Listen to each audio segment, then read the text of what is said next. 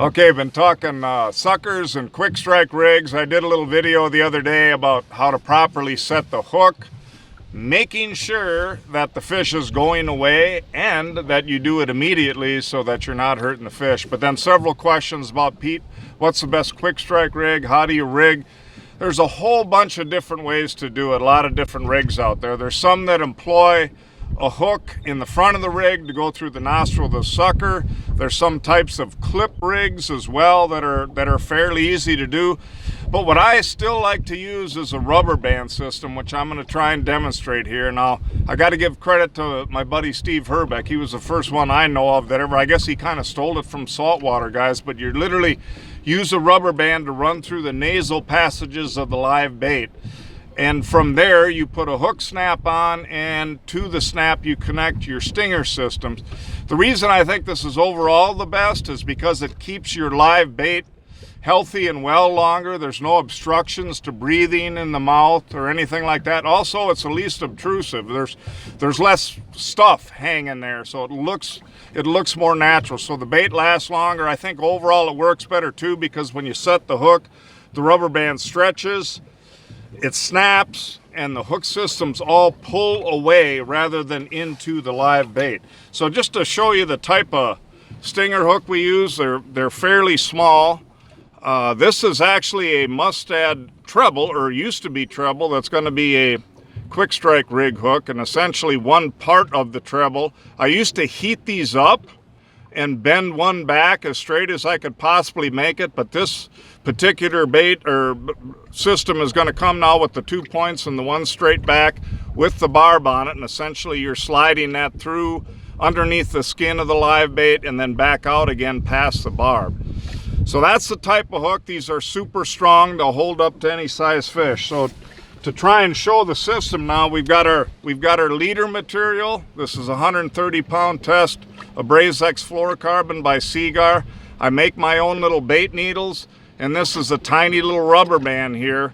Dental rubber bands is a good place to get them. You don't want a rubber band that's frankly too healthy. Now this is because I've already got suckers rigged up here, I'm just going to try and demonstrate this on this soft plastic bait here. Now imagine this is the nostrils of the sucker that you're running through, and essentially with your rubber band attached to your snap, you get it to that point and you just pull kind of hard to get that system through there. You reach around, and I don't know how well this can be seen, but you grab the other side of the rubber band, which when your eyes are going a little bit, it's kind of hard to do, but you get a hold of that, pull your bait needle out.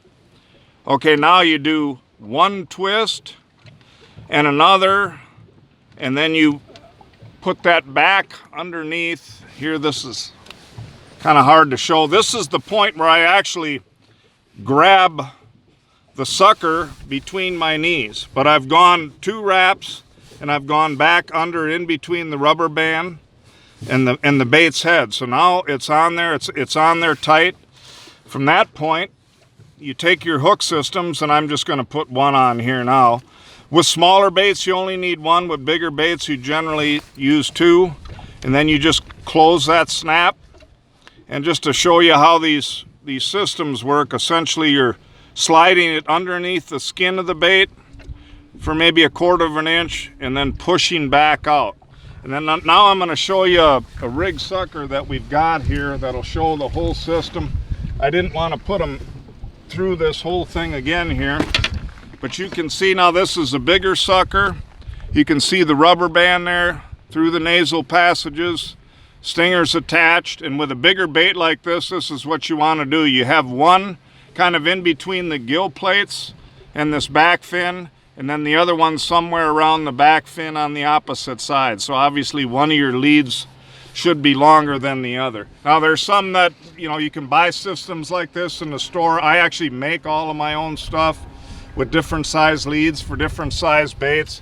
But to me, that combination of the rubber band system, that type of stinger that's really strong and small, it works absolutely the best. And again, like I pointed out in the other video, if you set that hook within 30 seconds with the fish moving away, you will never ever hurt a single fish. There will be no damage. So it's one of those things that is very effective, 75% on average hookups, and no damage to the fish, so it does work well.